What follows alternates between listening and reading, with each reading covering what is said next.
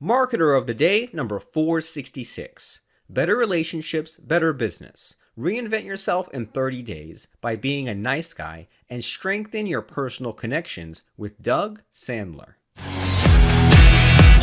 Hey everyone, we're so glad that you're listening to us right now today. We're talking with Doug Sandler, and Doug is an entrepreneur and an industry leader, and his book, Nice Guys Finish First, is a #1 ranked Amazon bestseller, and he's the podcast host of The Nice Guys. And Doug has interviewed Gary Vee, Arianna Huffington, Dan Harris from Good Morning America, and at White House Chief of Staff, and tons of other people, and he's a nationally recognized speaker, writer, and founder of TurnKey Podcast Company, and they provide podcast production, editing, and launch services. So great stuff. Glad to be talking to you today, Doug. Hey, Robert. It's great to be here. And that was well written by my mom, don't you think? She did a good job. I think so. I think so. She said all this stuff, but in a concise way and tightened it up and all that fun stuff. You know, and she knows me, so she wrote them all on third grade level. So I feel like I'm good now. I'm good. Perfect. So you got all your bases covered. So other than the podcast and your mom writing your bio for you, what sorts of things have you fired up these days? What has you excited? Yeah, well, the podcast production business has definitely been our main stable, but I definitely love and enjoy going out and speaking to audiences live because, you know, you get immediate feedback. When you do a podcast, it's like I'll get feedback, but I may not get it back for 2 months from the airing. So live promotion programs and seminars and workshops are really good. I love the book promotion as well, but for me, nothing beats being able, and I just said this before we hit the record, is nothing beats being able to make money from your pajamas at home. So I enjoy that too. Well, great. And so, I mean, what sort of like topics are you speaking about? Customer service is my main focus. So I deal with better relationships and better business. So there's a direct correlation between how you treat your customers, how you treat your employees, and how your bottom line is affected. And I've learned that through just literally 30 years of being my own boss. And the joke is I'm gainfully unemployable. I think that the corporate world would be challenged to bring me in because unfortunately I think I know everything. So at the same time I love to be able to share bits and pieces of the information I have with the clients that hire me to come out and talk to their organizations. Well, fantastic. And, as we were, you and I were talking as the show was about to get ramped up, like it sounded like you're really good at the self-motivation and at just being able to, turn yourself on. That sounds sort of dirty, but, bring your A game and bring the marketing machine alive, so to speak. So do you have any secrets to that? So, it's one thing to say that you're unemployable or like an artist or an entrepreneur or whatever, but in order to keep that going, you have to have some amount of that drive, that motivation, stuff like that. So do you have any secrets?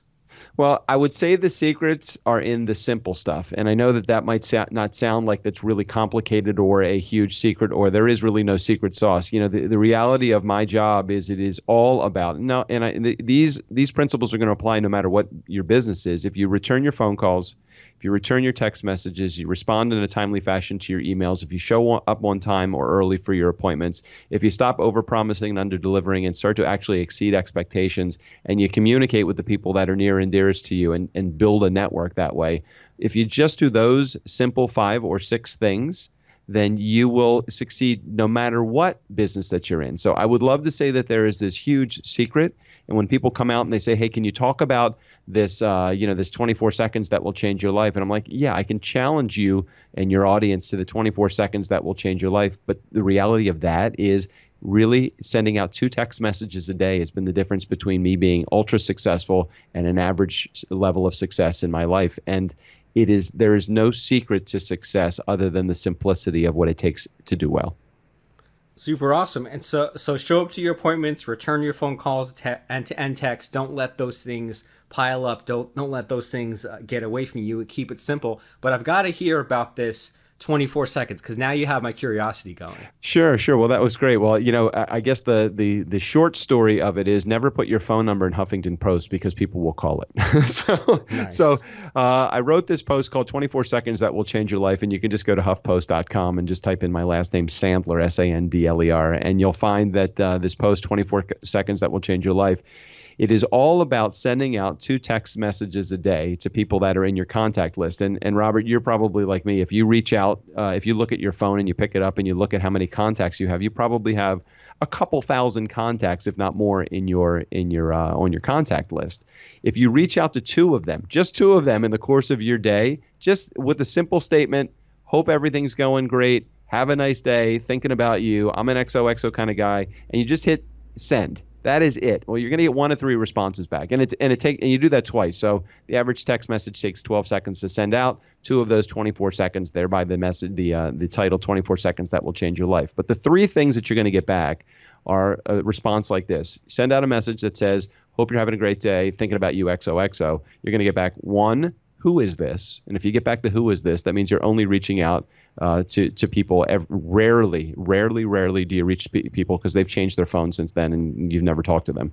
The other thing you're going to get back is a message, is everything okay? And when you get that message back, you know that you tend to reach out to people only in the event of emergency. And the third one, the one that you're really looking for, the sweet spot, is the one that says, hey, it was really great. I appreciate you reaching out. We got to get together. Things are good. Love to hear from you. That's the one. I mean, the first 2 are telling. They tell what kind of person you either reach out for just in an emergency or you only, or you very rarely reach out to people. But the third one, the one that says, I hope you're doing great too. Those are the things that you're looking for. You're looking to build relationships up in your life. The thin thread of a relationship, you're just trying to make that core bond stronger, stronger, stronger. I've been doing that every day since before text messages were free, when they were 75 cents a piece back in the 80s. I was doing this. And I'm telling you that the difference between success and not successful people in life is the strength of the relationships that they have. So strengthen your relationships. That 24 seconds that will change your life has truly changed my life. And I get messages all the time from people all over the world because at some point people start to say, hey, Doug, hope you're having a great day in return, even without me sending out a message, because they're so used to me sending out messages to them. So that's just the little lesson in 24 seconds that will change your life.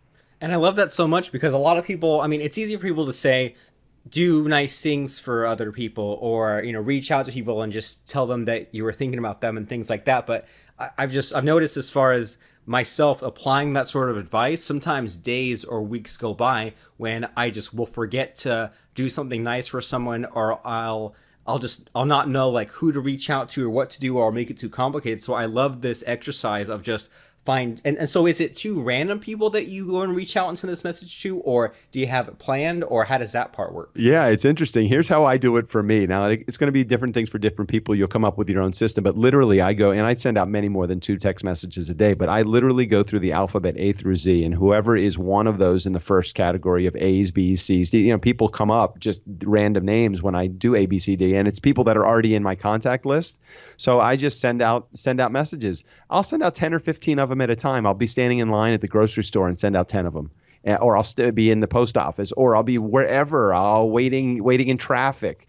Just send the message that just says, hope you're having a great day.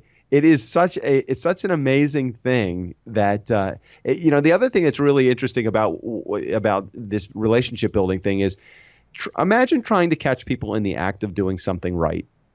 Just catch them in the act instead of being critical and finding people that you could, that you can say, hey, why did you do that? Or that was stupid, or even just being, ultra critical. Find somebody doing something right in the course of your day, whether it's a client that is doing something, a good deed through social media, or if you're in an office environment, you're catching a coworker doing something right, just a good deed for them. When you catch people doing something right, they appreciate, they respect, and they love the gratitude that they get from you. They are more willing in future accounts to do more things right in front of you because they want to get that attaboy.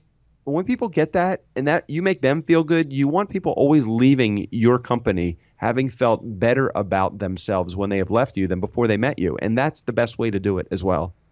Super great. And that's still along the lines of keeping things simple. And maybe those were things that maybe we taught or were learned at some point in childhood, but then becoming an adult, we forgot. Yeah, totally forgot how to even be a decent person in that way. No, I totally agree. I mean, the other things that were on that list, things like returning your phone calls and your emails. I mean, how many times, this is one of the exercises I do when I do my keynote speeches. I say, I ask people in the audience to raise your hand if you've ever been on the receiving end of a non-returned phone call. And everybody raises their hand. And then I say, how does that make you feel? And the answers are obvious. I mean, they're answers like, make me feel underappreciated, makes me feel like I'm not important, like I'm not a priority. And I say, okay, everybody keep your hands up. Now, put your hand down if you have ever not returned a phone call. And those same hands stay up. Nobody puts their hand down. I said, why? You just told me that it makes you feel second rate. It makes you feel like not a priority. It makes you feel like you're being ignored. Why would you put somebody else's mindset into that? Why do you feel like you're justified in not returning a phone call when you don't return phone calls of your own and they're not returning yours? Why is it that you feel it's okay for you not to return? And then the series of excuses come out. Well, I'm busy. Well, I didn't have time to get to it. It wasn't a priority for me. And I said, exactly. I said, how about returning somebody's phone call just to say, I can't talk to you right now. Can I talk to you at a later time? Or sending them an email saying, I got your email.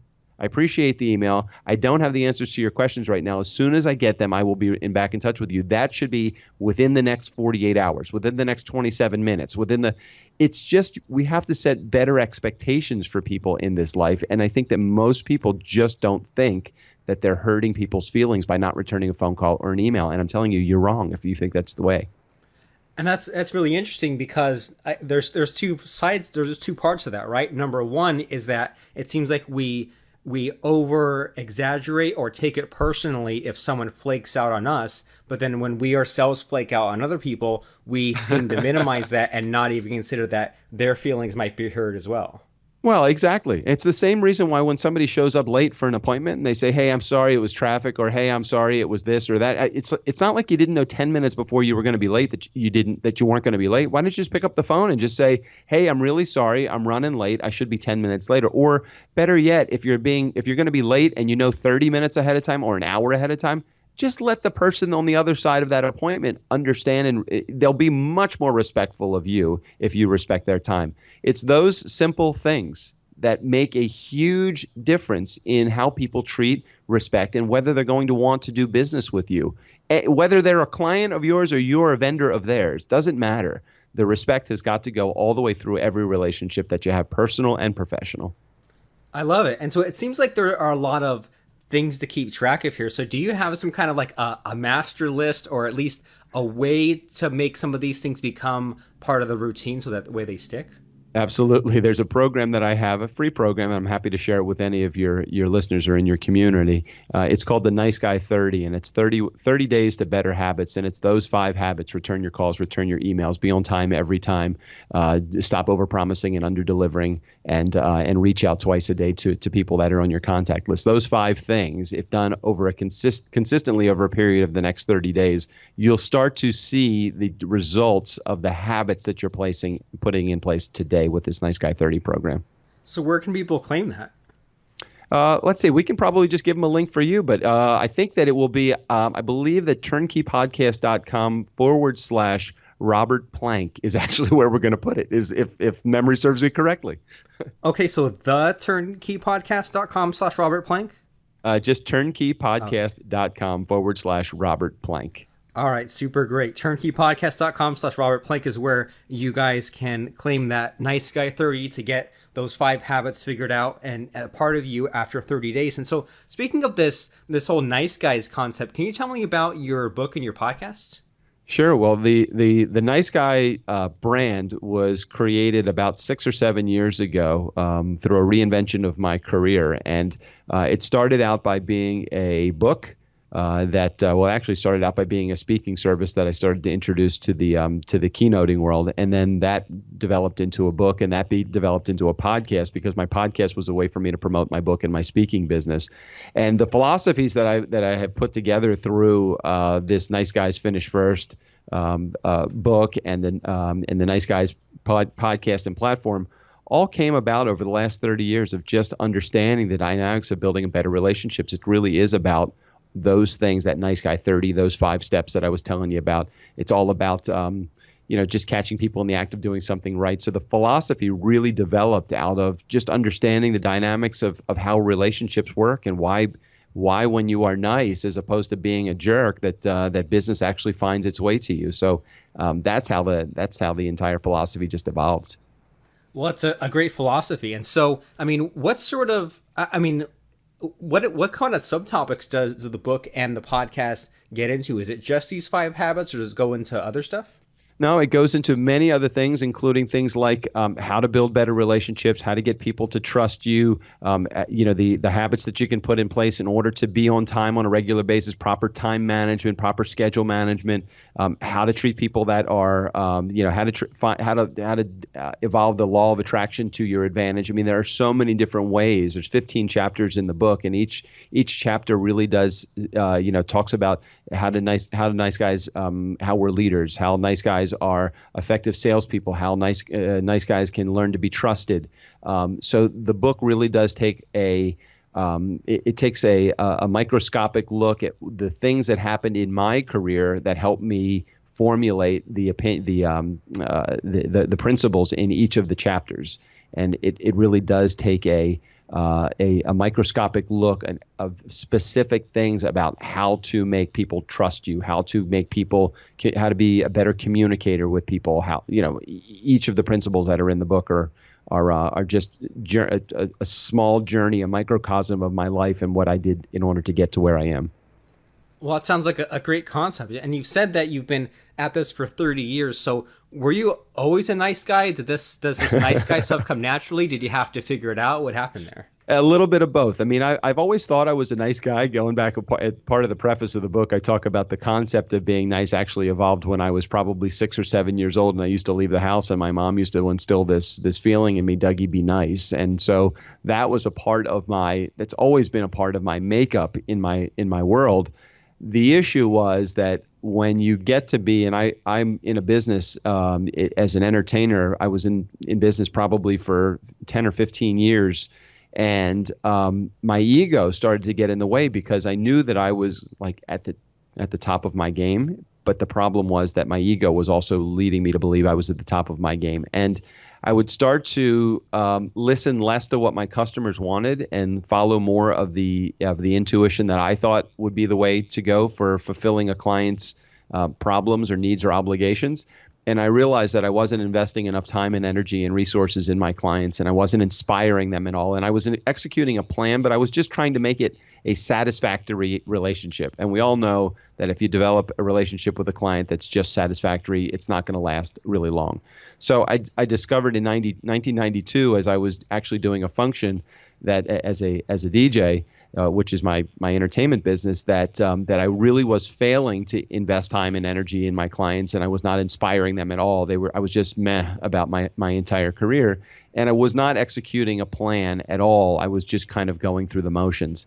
And so those 3 things, invest, inspire, and execute, became the premise of my entire nice guy philosophy. So although I was in business for a decade or so before then, I really didn't have a plan. And it wasn't until that fateful event in 1992 that I actually started to formulate the principles of my nice guys philosophy, which is invest, inspire, and execute. Super awesome. And so on this podcast, how long have you been doing it? Let's see. We started in February of 2015, so just about 3 years. All right, cool. And I see that you've gotten all kinds of just crazy guests. You mentioned those in your bio. So how the heck did you land people like that? Just ask. It's always, to me, it's always amazing that most people are afraid to ask, like Arianna Huffington and Gary Vaynerchuk and, Pat Flynn and John Lee Dumas and Jordan Harbinger. They don't get pitched. They don't get pitched properly, or maybe they get pitched incorrectly.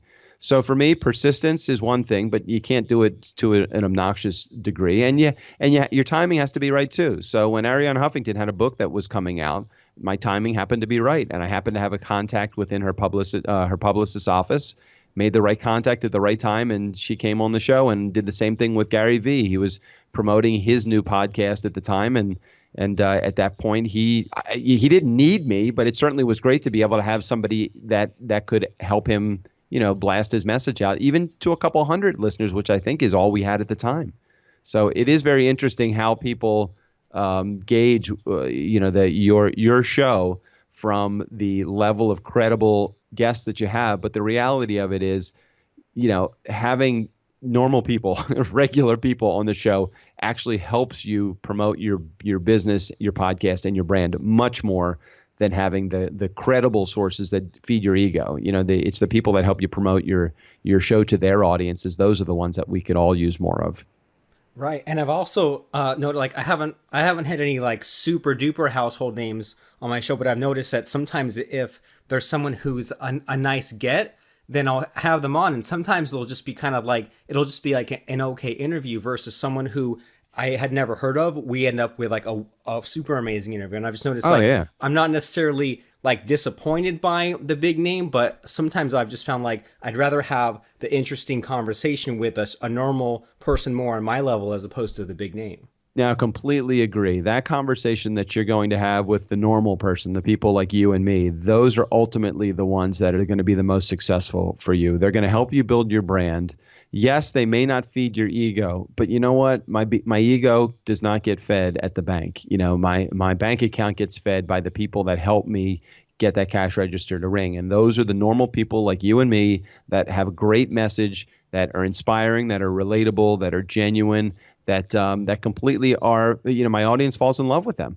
It took us 16 months to get 20,000 listeners to our show, or 20,000 downloads, which we thought was good at the time. But when we really started to focus on the quality of the guests that were coming through our guest management, and really had a great message and could present well, we went in that next 16 months, we went from 20,000 to 1.3 million.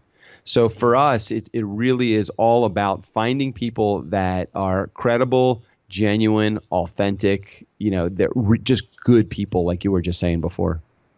And so, I mean, what sort of things have evolved in that podcast? Because I imagine when you first started, it was just a matter of like recording or getting some guests. But like, I'm sure that as you've gotten more and more guests, you kind of refined your process and done a lot of things better. Is that right? Well, totally right. It's all about the systems now. Our systems are top notch, and this is what we actually sell to people that are in the podcasting space. So for us, we know that the biggest problem that most podcasters have is that they're not making any money. 99.9% of them are making less money to be. They cannot support their a living by their podcast alone. And we look at that and say, that's crazy. If you're not making a living from your podcast, then certainly take another look at something else, because you should be able to. Something that is as fun as this, if you're not making a living at it. And our living is made through our guest management program. It's all about the consistent systems that we have put in place, that we show people not having to step out. I don't want you to, if you've got to make money at your podcast by selling advertising space, that takes you out of being a coach or a consultant or whatever you're doing. It makes you a guy that has to really understand how podcasting and advertising works. I don't want you to do that. I want you to be able to sell the same services that you would be selling to the public anyway. So our guest management program teaches podcasters, or soon to be podcasters, how to develop an income stream using creative marketing techniques like a podcast to promote your message. Period. The end. That's it. And when people kind of understand it is about the guest management program that really creates the income stream for you, then you get it, that podcasting is just another business development tool. And that's all I've used it for. It took us 16 months to figure it out. And once we figured it out, we went from zero income to lots of income based upon just putting a system in place. So when you mention this guest management thing, what does that mean exactly? It means you have guests on your show, and then afterwards you promote them, they promote you, kind of thing? No. What our guest management program is, and that's where a majority of people fall down, because where most podcasters think they make their money from their show is one of five things. You're either making it from advertising, sponsorship, affiliate, selling of your services to your audience, meaning through call to action, or through donations. Those five things are the five ways that most podcasters make their money. The issue is when you throw out a call to action to your audience, you're waiting on their behavior. You're waiting on them to take action on something that you're saying to them, hey, come on, you pick up the phone and call us. They don't know, you're waiting on them. With our guest management program, your call to action is your behavior. So we are using our show, our business development vehicle is our podcast. We are inviting guests to come on our show that do two things. One, have a great message that we think that our audience would really love.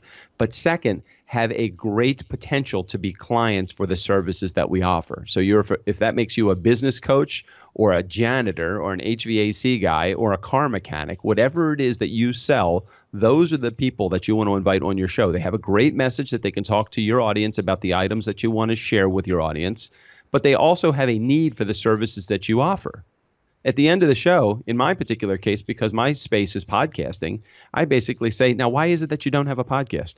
Or if they do have a podcast, I would say something like, now, why is it that you're not making any money from your podcast? That's the only question that I need to ask at the end of the show. So for me, it's all about using podcasting as a business development tool. So many podcasters are caught, as you probably know, with it's great to be able to say, I have 1 million downloads. It's great that I can say I have 20,000 downloads or whatever it is. I don't care. I have 2 other shows that have yet to air. Actually, that's not true. We just aired the first episode of one of them, of the 2. We've made tens of thousands of dollars from 2 shows, and we haven't even aired the first episode yet. So when people tell me, well, I don't have a big enough audience to monetize my show yet, I'm like, pardon the expression, but that's bullshit. You don't need an audience to monetize your show. All you need is the drive to sell what you sell and be able to communicate. You know, you're a communicator. Why aren't the people like you that are hosting shows like you why aren't they able to make money from their show? Because they just don't know how. So we teach podcasters how to make money from their shows. Interesting. So if I'm hearing you right, so have guests on the show that have a great message, but also are people that you can, after the interview, pitch one of your services or products. Absolutely. The nice part about having them on your show is when you talk to somebody in an interview format and in a show in a podcast environment, you're asking them to be relatable to your audience. So you're saying to them things like, be genuine, be authentic, be vulnerable, be communicative, share the real you. Now, when you go on a sales call, let me ask you this as an honest question as a guy that's probably made a lot of sales calls, right, Robert? As a guy that's made a lot of sales calls, who do you want to have sit in front of you as a prospect? That guy that I just mentioned, honest, open, vulnerable, authentic, be a real conversation? Or do you want to deal with a prospect that's going to lie to you? Vulnerable, for sure. Absolutely. When do you find that people are their most vulnerable? When you're interviewing them. For a show where you say, do me a favor, be vulnerable, authentic, realistic, show me your real self. At the end of that, all now you're doing is just closing the gap. You're just closing the loop with them. I'm not saying to them, sick them, be a sales guy. I'm saying to them, be open enough to have a relationship. It is your obligation and your responsibility to provide the services to people that need it. And if you approach people with that mentality, you don't ever feel like you're taking it. I never feel like I'm taking advantage of anybody. If I could tell you tomorrow, Robert, I can make you $20,000 every month for the next 12 months to share your message and do nothing different than you're doing now. Just turn your brain on it a little bit differently. Are you feeling like I'm taking advantage of you as a podcaster? Not at all. Sounds great. Right. It sounds great. Right. So my philosophy is I'm not selling jack shit. I just want to open your eyes to a different way of podcasting. And when you say things like that to somebody, they're like, "Oh, well, that makes sense." So that's what I do, and that's how I do it. I mean, there is no secret sauce to what I do. Just like there's no secret sauce to being on time every time, returning your phone calls, returning your emails, reaching out to people, stop overpromising and underdelivering, and be communicative. There's no difference between that and why don't you have a podcast? So that's my story. I love it. So you're in a way you're helping them out. And so how does that work for like some other industry, like from some of your other clients when they have guests on and then they kind of soft pitch them something that they do? Like how does that conversation go as a non sort of podcast production offer? Absolutely. And really, when I talk about using this in the podcasting space, it really isn't a fair analogy. What would be a more fair analogy, because podcasting is, nobody understands podcasting. You know, podcasting is like, so it's like I'm taking you out of your comfort zone to ask you to be, go into the podcasting space.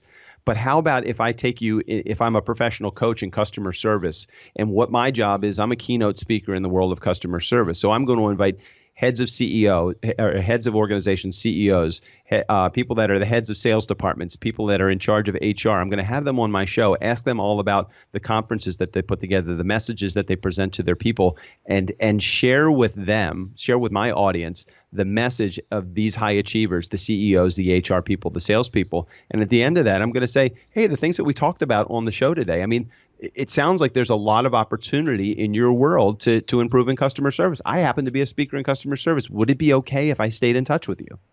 When you start to do it that way, it doesn't matter if it's podcasting or professional speaking. It's just your widget. And what we do as a podcast production company is we help you formulate the questions and we help you formulate the system that you're going to need in order to qualify the people that are applying to your show as prospects. And a guy how long have you been podcasting so far?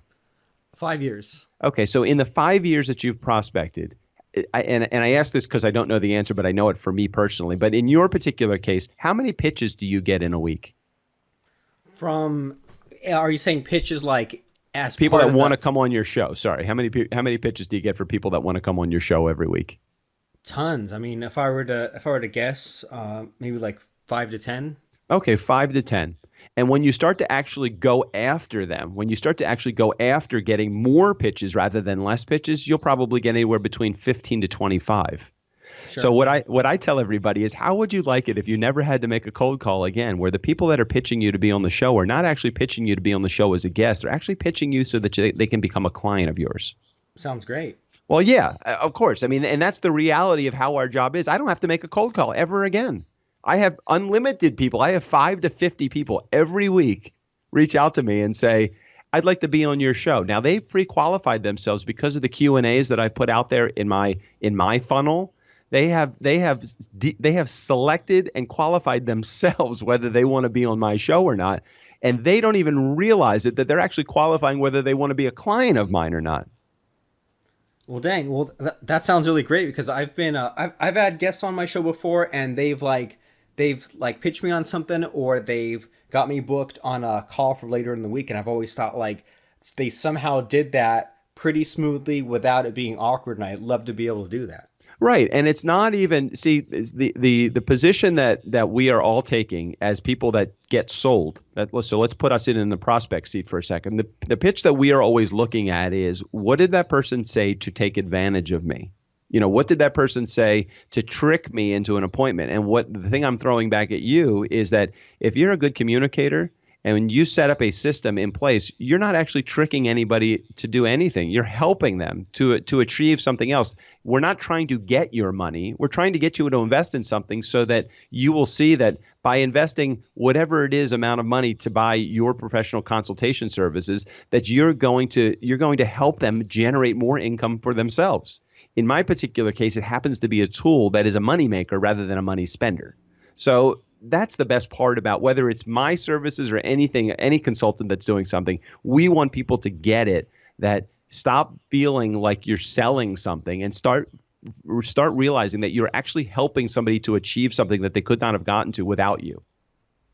I love it. Well, that's a new way of thinking, and a way that I think we all need to get our head on straight, right, as far as we're helping people. We're not just trying to trick them into some kind of a sale. And so I'm sure that people who are listening here, they want to dig deep and they want to know all about this. So can you tell us where to find that Nice Guys podcast and the book and all kinds of that fun stuff? Sure. Well, all of the information that we talked about will be at turnkeypodcast.com/Robert Plank. I'll make sure that I put all my contact information right there, access to my podcast as well. The podcast is just called The Nice Guys on Business, and we're about 520 some odd episodes into our journey, and we're loving it. I mean, we happen to have a big audience, but it's not about, and I love our audience and I love our community, but it is not about our community. It is all about using my program as a business development tool.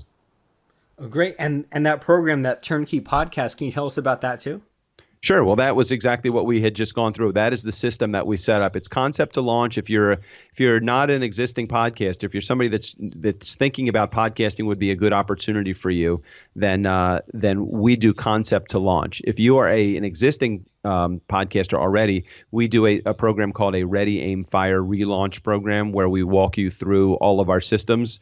The joke always is if it costs you $5,000 to buy my service, if you're an existing podcaster, it's going to cost you $10,000 to buy it because we have to untrain everything that you already have learned as a podcaster. But just joking. That the reality of the way that we work is that it's one program, one size fits all, and we custom build the program based upon the products or services that you actually are offering, and they're all at turnkeypodcast.com. There's an outline of the program there as well. Well, great. And just to give us a little bit of a taste, is there something that a lot of us podcasters are doing wrong or need to be doing, like a missed opportunity? Does anything jump out in your head? Well, what I would say is the biggest thing that podcasters do is they take the old day of the old adage of the radio and they put it into the podcasting space. So they feel like this is the opportunity to broadcast. And what I would really encourage everybody to do that's interested in the podcasting space is look at it as a narrowcast, micro niche down as far as you possibly can. I mean, I'm looking for high achievers that are creative thinkers in the marketing space that would like to use this podcasting as a business development tool. I mean, it's not that is so micro niche, but it's like, if I said I'm looking for all entrepreneurs that have money, that would be willing to be trained, then that's too many people. And, you try to be everything to everybody, and that's not going to work. We really look for high achievers that are creative thinkers that are looking for an opportunity to work on a business development project different than the one they have right now, because whatever they're doing, they don't want to make cold calls anymore, so for us, we're trying to fine tune the exact person that we're looking for. Yeah, I like it. So micro niche in the sense of have a really clear idea of what exact type of person, type of personality, type of problems they have. So have that figured out. So that way you can really get dialed in and speak directly to whatever problems they have. And so that way your stuff sells itself. Yeah. And the other thing that I find that most podcasters don't do is they don't engage their community. So if you want help finding more guests for your show, which equals more clients for us, in your particular case, then the best way to do that is enlist your audience, have them help. Our audience is the key. They help us build our format of our show. They help us to determine what our questions are that we're going to ask our guests. They are the ones that are sending people to us. And at this point, it's been a great run because they're calling the shots. They tell us what they want, and we make it happen.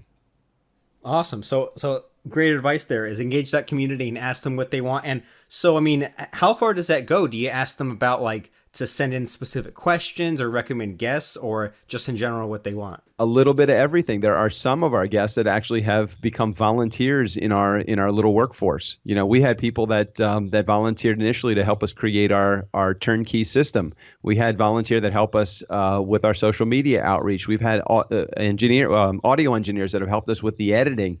Eventually, we turn them into paid jobs. So we have several people on our team that started off as basically interns with us that have evolved into paid positions with our company. And we love it. I mean, the people that are fans of our show are the ones that support us, and that they're the ones that we know will never let us down because they understand it's not just a job for them. They're in our community. We call them our Funkin' fans. So they're our hardcore Funkin' fans. And super inspiring. And I'm glad that you shared all that. And like you said, you were vulnerable, right? You talked about all these different things with the podcast, including getting people excited and getting people on board. So this is all great stuff for us to think about as far as getting better guests, selling to our guests, and then adopting all of these great nice guy habits, from returning phone calls to returning emails, sending those texts, and adopting all those habits. And once again, you guys can grab all of those amazing resources at turnkeypodcast.com/Robert Plank to check out the book, check out the podcast, check out Turnkey Podcasting, everything that Doug has going on. And so I want to thank you, Mr. Doug, for stopping by and sharing some of these great stories and some of this great stuff for us all to think about as far as being a better person, having more fun in our business, and also getting that business more focused and more dialed in as far as the people that we want to serve. So this is a lot of great stuff for us to think about. I wish we could talk for hours and hours, but I appreciate you coming by and sharing some of this amazing stuff with us. That's great. Thanks, Robert. And congratulations to your successes. I'll tell you, most podcasters make it to about episode 10 or 15, and you're over, you're probably close to 500, aren't you? Yep, we're in the mid to late 400s now. Yep, why be a quitter? Awesome. Why be a quitter? That's right. So you're doing great. Keep it up, man. I appreciate you having me on the show. Have you heard of Google? How about Google Calendar, Google Drive, or Gmail? Do you struggle mastering these powerful but sometimes scary technologies? Our new book, The Checklist Mindset, makes it simple. It's the next best thing to hiring a full-time virtual assistant. Claim your copy of our book on Kindle at www.checklistmindset.com.